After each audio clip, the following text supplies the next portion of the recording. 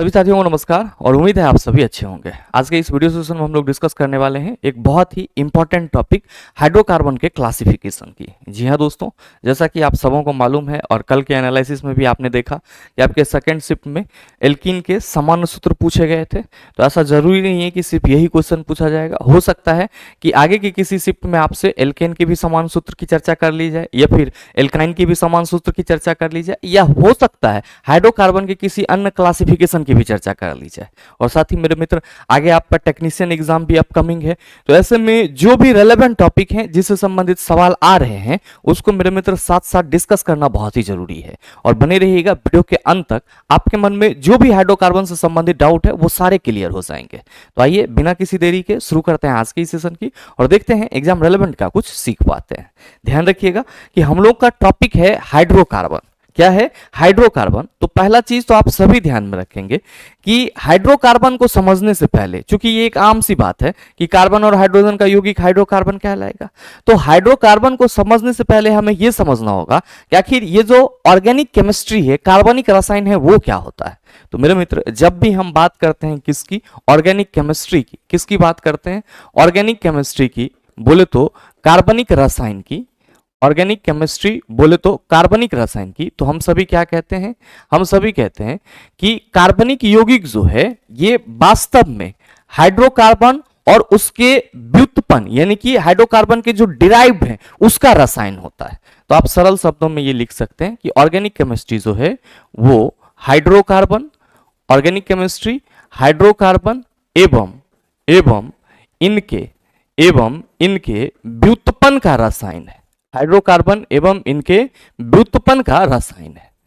अब मेरे मित्र याद रखिएगा कि अगर हम लोग यहां पे हाइड्रोकार्बन की बात करते हैं, क्योंकि अगर हम ऑर्गेनिक की बात कर रहे हैं, कार्बनिक रसायन की, तो हमने ये कहा कि हाइड्रोकार्बन और इनके व्युत्पन्न का रसायन होगा।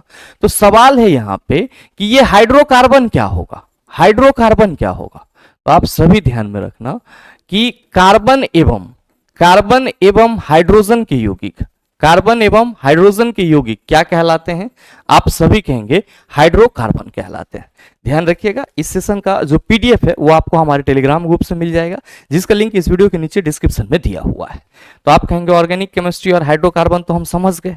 ऑर्गेनिक केमिस्ट्री में हम सीधे कहेंगे हाइड्रोकार्बन और इनके व्युत्पन्न का रसायन होगा, और हाइड्रोकार्बन कार्बन और हाइड्रोजन के यौगिक होंगे।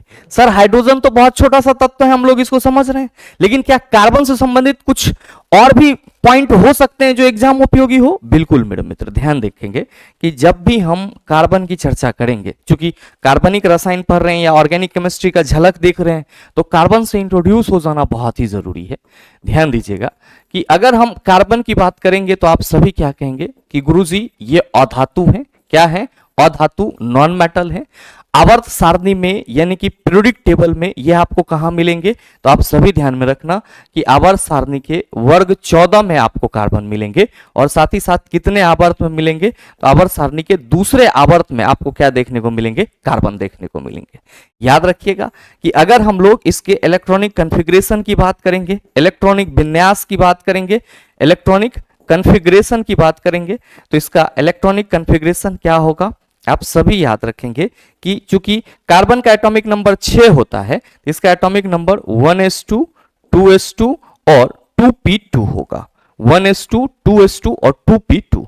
चला जी, जो इसका लास्ट सबसेल है वो p है, और आप ये कहेंगे कि कार्बन का लास्ट इलेक्ट्रॉन p सबसेल में भरा जा रहा है, इसीलिए ये जो आपका कार्बन है ये किस ब्लॉक का एलिमेंट होगा?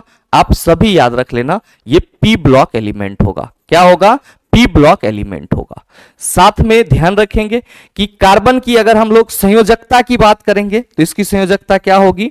आप सभी कहेंगे गुरुजी कार्बन की संयोजकता 4 होगी। कितनी होगी? 4 होगी। अब ध्यान दीजिएगा कि ये तो हो गया हमारा कार्बन का कुछ इंपॉर्टेंट पॉइंट जो कि आपके एग्जाम दृष्टिकोण से बहुत ही उपयोगी है। कभी कभार आपके एग्जाम में सवाल पूछ लिया जाता है किससे संबंधित? तो ध्यान रखिएगा कि कार्बन के मौजूदगी से संबंधित। तो मेरे मित्र आप सभी ध्यान में रखना कि कार्बन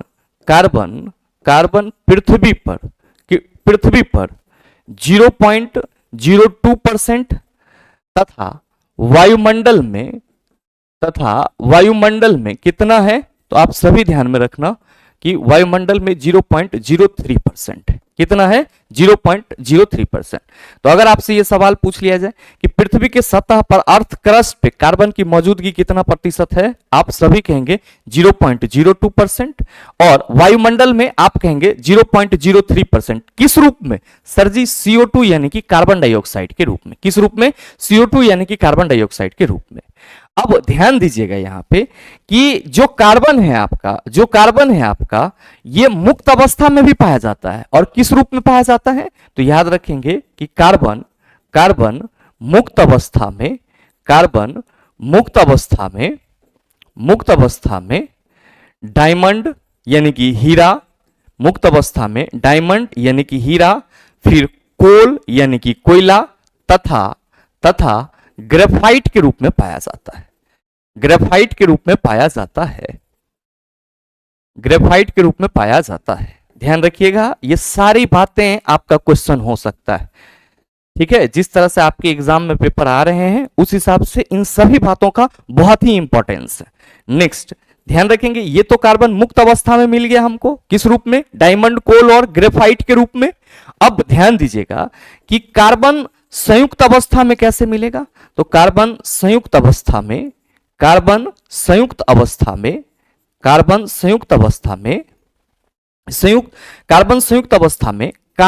खनिज के रूप में प्राप्त होता है। किस रूप में?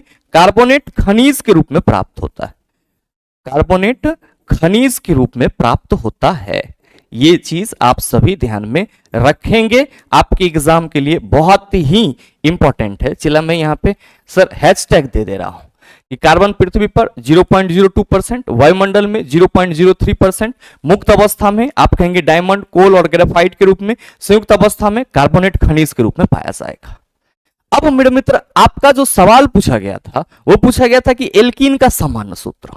सीधे सीधे हम इसको यूं समझ लें कि हाइड्रोकार्बन के क्लासिफिकेशन से संबंधित सवाल पूछे गए थे। अब ऐसे सवाल कैसे टैकल होंगे? तो याद रखिएगा, whenever we discuss about classification of hydrocarbon, जब कभी भी हम चर्चा करते हैं हाइड्रोकार्बन के प्रकार की, तो आप सभी ध्यान में रखना कि हाइड्रोकार्बन को हम लोग मुख्य रूप से 3 कैटेगरी में डिवाइड करते हैं। कितने कैटेगरी में डिवाइड करते हैं? 3 कैटेगरी में डिवाइड करते हैं। कौन कौन सा है? तो जरा गौर फरमाइएगा कि आप इस जो आपका फ्लो चार्ट है उसी के माध्यम से आप इसको याद करने की कोशिश कीजिएगा, ज्यादा आपके माइंड में रहेगा। जब हम लोग हाइड्रोकार्बन के कैटेगरी की बात करते हैं तो मुख्य रूप से इसको 3 कैटेगरी में क्या करते हैं हम लोग सर? डिवाइड करते हैं। पहला कौन सा होता है? पहला होता है आपका एलिफेटिक। पहला क्या होता है? Aliphatic hydrocarbon. इसको हम लोग इंग्लिश में भी कुछ इसी तरीके से लिखते हैं, एलिफेटिक हाइड्रोकार्बन। दूसरा आपका क्या होता है? दूसरा होता है आपका एलिसाइक्लिक। दूसरा क्या होता है? Alicyclic hydrocarbon. इसको इंग्लिश में भी हम लोग कुछ इसी तरीके से लिखेंगे। और तीसरा आपका होता है एरोमेटिक हाइड्रोकार्बन। और इसको इंग्लिश में हम लोग कुछ इस तरीके से लिखते हैं।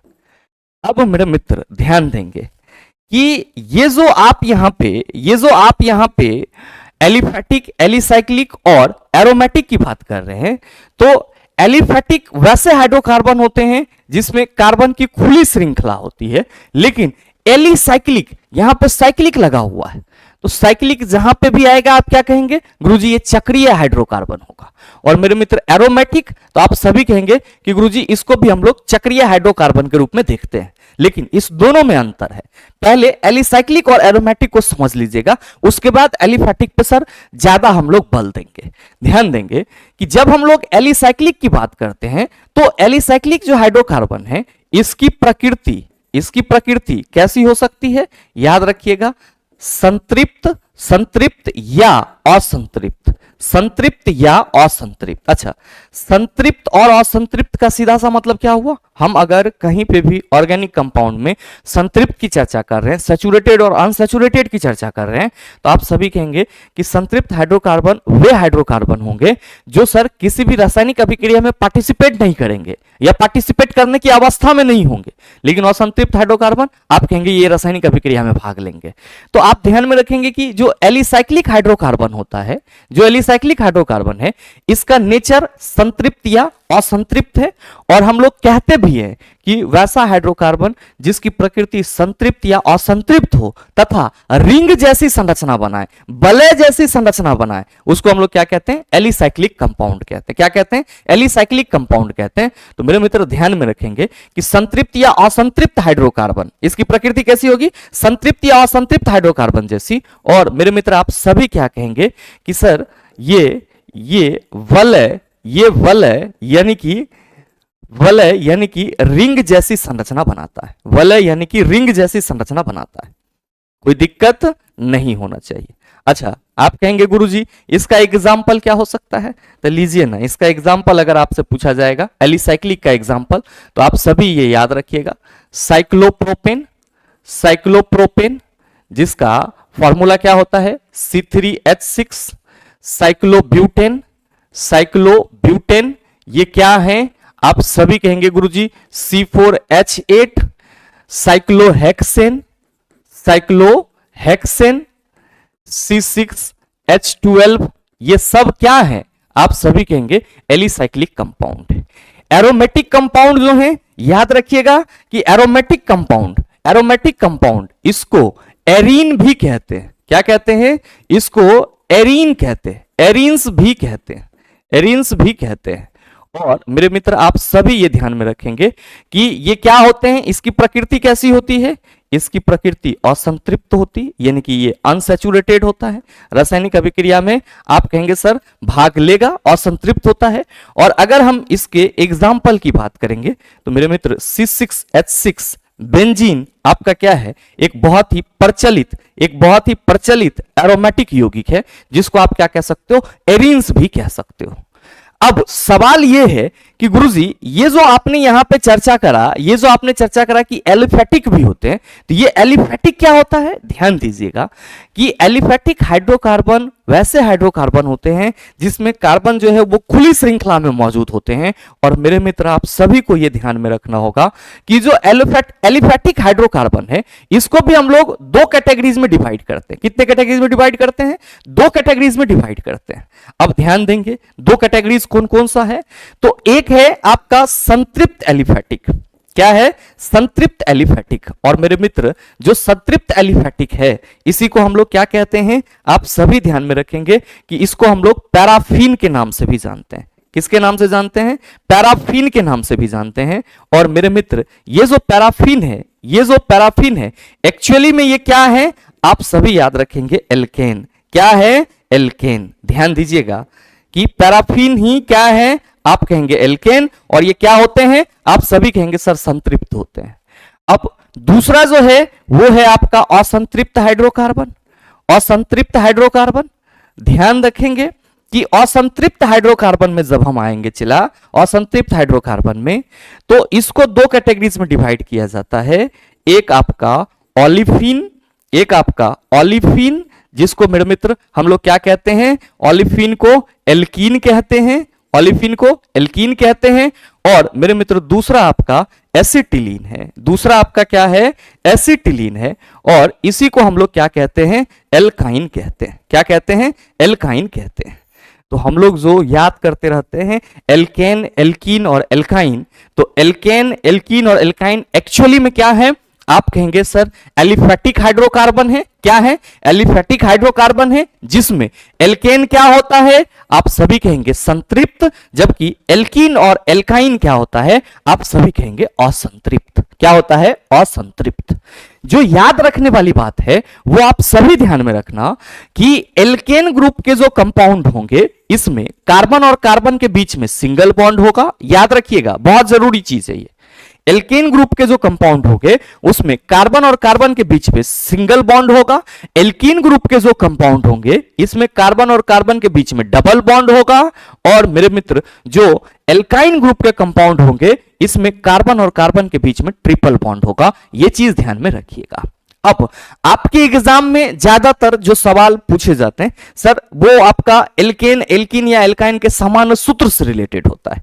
क्या होता है सर इसका जनरल फॉर्मूला? तो याद रखिएगा कि अगर हम चर्चा करेंगे किसकी, चर्चा करेंगे एल्केन की, किसकी करेंगे चर्चा? एल्केन की।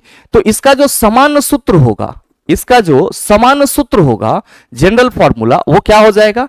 CnH2n+2, जहां n क्या है आप सभी याद रखना, जहां n कार्बन की संख्या है, जहां n क्या है? कार्बन की संख्या। अब ध्यान दीजिएगा, हम लोग जब ऑर्गेनिक केमिस्ट्री में आते हैं तो एक कार्बन के लिए क्या पढ़ते हैं? मेथ, दो कार्बन के लिए एथ, 3 कार्बन के लिए प्रॉप, 4 कार्बन के लिए ब्यूट। तो मेरे मित्र जब एल्केन ग्रुप के कंपाउंड का समान सूत्र CnH2n+2 है और n जो है वो कार्बन की संख्या है, तो अगर हमारा n इक्वल टू 1 हो तो आप इस फॉर्मूला से क्या कहिएगा कि गुरुजी C1H2 इंटू 1 प्लस 2, ये क्या हो जाएगा? आप कहेंगे गुरुजी CH4, और एक ना चला हम लोग मिथेन कहते हैं। अब अगर हम n इक्वल टू 2 ले लें तो आप सभी कहेंगे कि गुरुजी यहां पे n के जगह 2 होगा और H2 इंटू फिर n के जगह 2, अब ये 2, तो ये क्या हो जाएगा? C2 2 दूना 4 और 4 2 6, C2H6, ये क्या हो जाएगा? आप कहेंगे इथेन। अब इसी तरीके से अगर 3 कार्बन लेंगे तो आप कहेंगे C3H8 propane, C4H10 butane, C5H12, आपका क्या हो जाएगा? आप कहेंगे पेंटेन। तो मेरे मित्र जब भी आप एल्केन ग्रुप के कंपाउंड की बात करेंगे तो इसके लिए समान सूत्र आप कहेंगे CnH2n+2 हो जाएगा। नेक्स्ट ध्यान रखिएगा कि अगर हम बात करेंगे किसकी, बात करेंगे हम लोग एल्कीन ग्रुप के कंपाउंड की। किसकी बात करेंगे? एल्कीन ग्रुप के कंपाउंड की। तो एल्कीन ग्रुप का जो कंपाउंड होगा इसका समान सूत्र, एल्कीन ग्रुप के कंपाउंड का समान सूत्र CnH2n होगा, CnH2n। अब ध्यान रखिएगा, कई सारे छात्र यहां पे मिस करते हैं कि यहां पे भी n क्या है? कार्बन की संख्या है। तो यहां पे n इक्वल टू 1 अगर हम रखें, देखो n इक्वल टू 1 रखते हैं तो C1 और H2 इंटू 1 CH2 हो जाएगा, कोई कंपाउंड ही नहीं है। तो आप सभी याद रखेंगे कि इस श्रेणी की जो कंपाउंड है उसकी शुरुआत ही कहां से होती है? नंबर ऑफ कार्बन 2 से। n इक्वल टू 2 रखेंगे तो n के जगह 2 और 2 इंटू 2, ये हो गया C2H4। क्या हो गया? C2H4, 2 कार्बन है तो याद रखिएगा इसको क्या पढ़ेंगे? एथीन पढ़ेंगे। क्या पढ़ेंगे? एथीन पढ़ेंगे।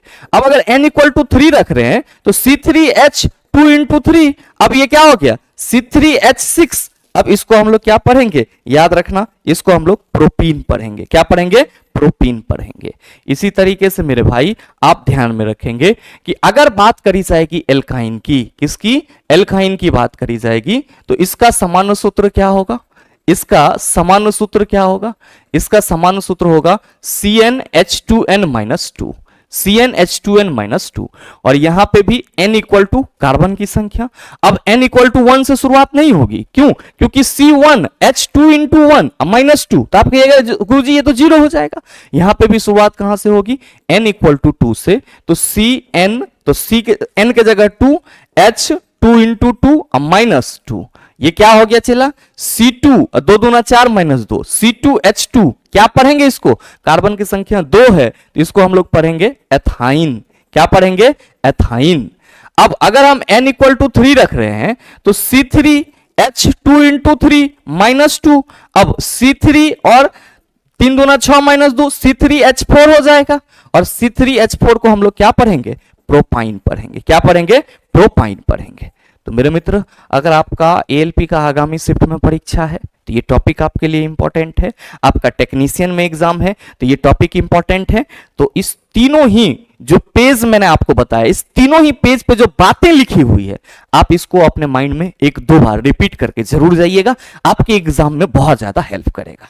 तो मैं आपका बहुत ज्यादा लंबा समय नहीं लूंगा, बस इतना आपका जो अपकमिंग एग्जाम है जहां हाइड्रोकार्बन से रिलेटेबल सवाल पूछे जाते हैं उसको सॉल्व करने के लिए काफी है, और मुझे उम्मीद है कि आपको इसमें कोई दिक्कत महसूस नहीं हुई होगी। साथ ही उम्मीद करते हैं कि ये वीडियो आप सबों को अच्छा लगा होगा। अगर आपको वीडियो अच्छा लगा तो वीडियो को लाइक कीजिएगा, ज्यादा से ज्यादा अपने दोस्तों के साथ शेयर कीजिएगा, और अगर आप चैनल पर नए हैं तो सब्सक्राइब करके बेल आइकन दबा लीजिएगा ताकि इस तरह के एग्जाम रेलेवेंट वीडियो का नोटिफिकेशन सबसे पहले आपके पास पहुंचे और आप उसको सबसे पहले देख पाओ। मिलते हैं फिर अगले वीडियो सेशन में, तब तक के लिए best of luck. Thank you, have a nice day.